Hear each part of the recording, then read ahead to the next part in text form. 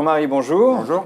Alors, vous dites, il n'y a pas grand-chose à faire sur le marché obligataire, en tout cas, il n'y a pas grand-chose à en espérer, il est trop cher, globalement.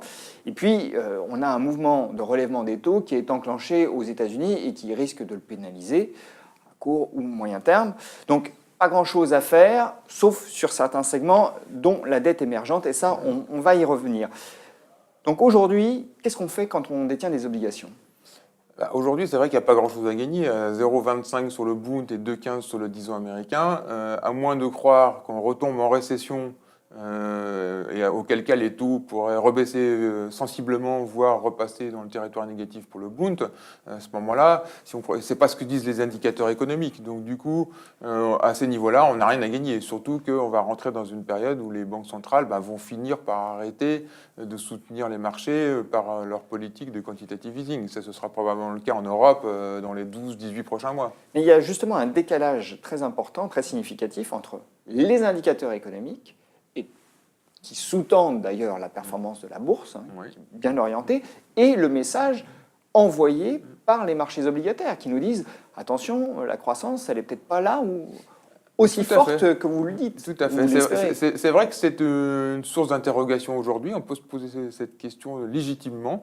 Alors, plusieurs réponses à cela. D'après nous, il y a quand même, les marchés obligataires sont quand même un peu manipulés par les banques centrales, parce que surtout en Europe, où les taux sont très bas, il y a un programme d'achat tous les mois, alors que la dette, le stock de dette diminue, parce que les déficits budgétaires, quelque part, s'améliorent. Alors, ça ne s'améliore pas beaucoup, mais en Allemagne, on est en excédent budgétaire. Donc, il y a moins d'émissions et il y a un soutien. Donc, ça, c'est la première raison.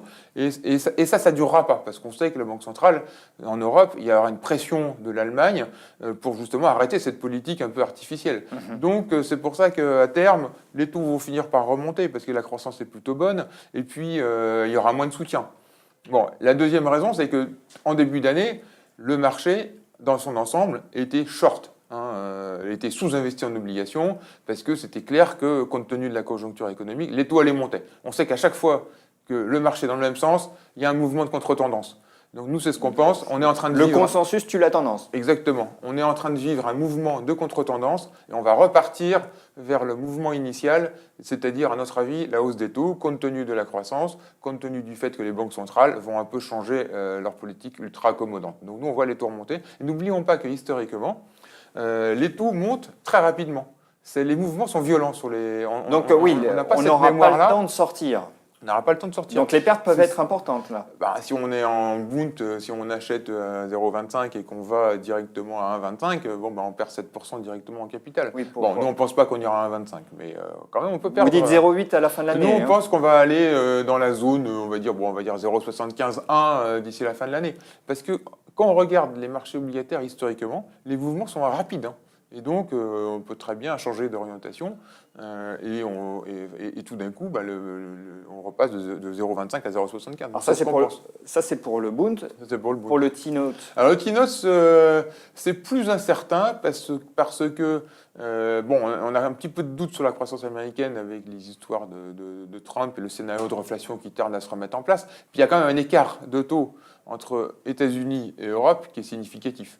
Donc les investisseurs obligataires ont plutôt envie d'acheter aujourd'hui du T-Note à 2,15 que du Bund à 0,25. Ceci dit, comme la Fed a bien balisé le terrain, elle a bien expliqué que les taux allaient monter 2 fois cette année, et puis que l'effet de fonds sera à 3% dans 2 ans, il y a des chances que le T-Note progressivement s'oriente vers ces 3%. Donc ça nous fera une courbe des taux qui est plate, et on sait qu'en fin de cycle, les courbes des taux sont plates. Et elle commence à se pontifier justement quand on anticipe c'est dans le cycle suivant. Alors, je vous ai posé dans une autre émission la question à propos des actions, est-ce qu'il y a plus à perdre qu'à gagner aujourd'hui? Mais si je vous pose la même concernant le marché obligataire, vous allez me répondre qu'il y a plus à perdre là. Là, il y a plus à perdre. Alors, il y a plus à perdre, c'est clair. Sauf si on croit qu'on retombe en récession, si on ne croit pas aux indicateurs économiques qui sont plutôt très bien orientés depuis quelques mois. Et globalement, parce que c'est... Et dans tous les pays. C'est ça qui est intéressant, c'est qu'on a une synchronisation du redressement des indicateurs économiques. On a une très nette amélioration dans des pays qui, il y a 2 ans, étaient en récession, comme dans les grands pays émergents, Brésil, Russie, Et donc là, ça s'oriente vraiment à la hausse. Et Chine, ça se stabilise, donc ça c'est plutôt pas mal. Et puis en Europe, c'est impressionnant. On est au plus haut sur les indicateurs avancés depuis 6-7 ans. Donc là, vraiment, il y a des bonnes nouvelles. Donc le risque de la hausse des taux, il est bien là. Bon, il n'y a pas grand-chose à faire sur les obligations souveraines, à vous écouter. Non. En tout cas, des pays corps, Non, il y a c'est-à-dire pas- États-Unis, Europe, Non, ça, oui, on n'y touche pas. Le corporate, le crédit, qu'est-ce qu'on Pareil, il n'y fait? a pas grand-chose à gagner. C'est Ça, bien valorisé, ça. Ben, les spreads sont au plus bas et les taux sont au plus bas. Donc, en général, les investisseurs institutionnels, c'est eux qui achètent du papier obligataire. Ils sont obligés d'en acheter parce que leurs allocations stratégiques, c'est souvent des allocations où il y a beaucoup d'obligations. Et donc, c'est pour ça que le marché est fort. Il y a la Banque centrale et il y a les investisseurs qui sont obligés d'acheter parce qu'il y a des tombées. Donc, il y a des achats naturels. Mais c'est vrai que si on n'est pas obligé d'acheter des obligations, que ce soit gouvernementales ou corporate, aujourd'hui, il n'y a pas grand-chose à gagner. Alors, où est-ce qu'il y a quelque chose à gagner? Alors, il y a peut-être des segments plus intéressants sur le marché obligataire. Enfin, nous, on en voit deux. Le premier, c'est les obligations émergentes. Les investisseurs internationaux étaient sortis massivement des obligations émergentes il y a 1 an et demi, 2 ans, au moment où le Brésil était en forte récession, la Russie aussi, où les devises s'écroulaient. Et ils ne sont jamais vraiment revenus. Et ils reviennent progressivement depuis 6-9 mois. Et là aussi, ça fait des flux. Et il y a des raisons, il y a des bonnes raisons, parce qu'il y a beaucoup de devises qui étaient dont les prix étaient vraiment massacrés, et elles se Donc, reprennent, elles se réapprécient. elles Oui. se réapprécient. Et puis il y a des taux, il y a du rendement. Aujourd'hui, la dette locale... Alors, vous nous avez apporté un graphique justement qui illustre bien ça. On a le rendement de la dette émergente en dette locale et également. Alors, expliquez-nous ce graphique parce qu'on Alors, a. il y a, le rendement des obligations émergentes en dette locale, il est autour de 6, 6,5. Ouais. Et en dette forte, il est plutôt autour de 4,5, 5. En dette forte, c'est-à-dire les dettes des pays émergents libellées en dollars. Donc, bon, alors, on peut choisir les deux. Ben, nous, on préfère la dette locale pour plusieurs raisons. Premièrement, il y a plus de rendement. Deuxièmement, il y a beaucoup de devises qui sont en train de remonter, mais qui n'ont pas fini, à notre avis, le mouvement de réappréciation. Et puis, une dette locale, c'est quand même beaucoup plus facile à rembourser qu'une dette forte. Parce que s'endetter dans une monnaie forte avec une devise qui a dévalué, c'est plus compliqué s'il n'y a plus de croissance. Donc, au final, je pense qu'il vaut mieux avoir de la dette locale aujourd'hui. Alors, j'ai tout de même une question parce que pour les émergents, la hausse des taux aux États-Unis, ça n'a jamais été bon. Alors ça dépend des périodes. Ça dépend des périodes historiquement quand on regarde. En fait, ce qui est mauvais, c'est la hausse du dollar. C'est pas tellement la hausse des taux américaines, c'est quand le dollar monte trop. Quand le dollar monte trop, eh ben justement, les pays émergents qui ont émis en dette forte ont du mal à rembourser.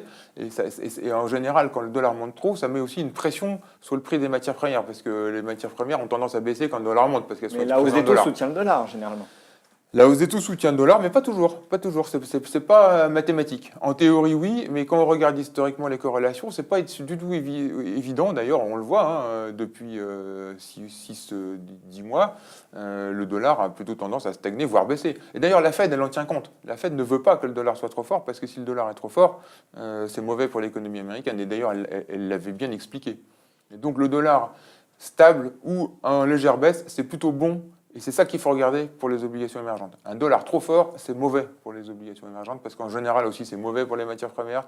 Et en général, les pays émergents souffrent d'un mauvais cycle des matières premières. Pas tous, mais en général. Donc, la dette émergente, c'est une des choses à étudier sur le marché Ouais, obligataire. il y a du potentiel, on peut gagner de l'argent. La suivante, parce que vous avez mentionné alors deux là segments. c'est plus pour les investisseurs institutionnels qui ont des portefeuilles obligataires justement du fait de leur allocation stratégique. Nous, on pense qu'aujourd'hui, acheter des obligations indexées inflation, c'est pas trop cher. Dans un scénario de reflation, si jamais il accélère, parce que là aujourd'hui, il a l'air de stagner un petit peu, mais si ce scénario de reflation se matérialise, aujourd'hui on achète de l'inflation implicite dans les obligations de la zone euro autour de 1%. L'objectif d'inflation de la Banque centrale, c'est 2%. On risque pas grand-chose, sauf à croire au scénario de déflation. Si on croit à la déflation, il ne faut pas faire ça. Mais si on pense que progressivement, on va dans un scénario de reflation... Si on est un peu patient, ça vaut la peine. On peut la acheter du break-even d'inflation. À 1, c'est quand même assez intéressant. Enfin, le risk-reward n'est pas mal, là, pour le coup. Bon, on ne va pas gagner des milliers et des cents, mais le risk-reward est pas mal. Et dans un portefeuille obligataire, justement, ça permet d'amortir l'éventuelle hausse des taux qu'on anticipe. Donc, Le message, c'est attention aux positions obligataires. Et si vous devez être exposé à ce segment, choisissez des niches, dettes émergentes et les obligations indexées à l'inflation. Tout à fait. Jean-Marie, merci. Merci.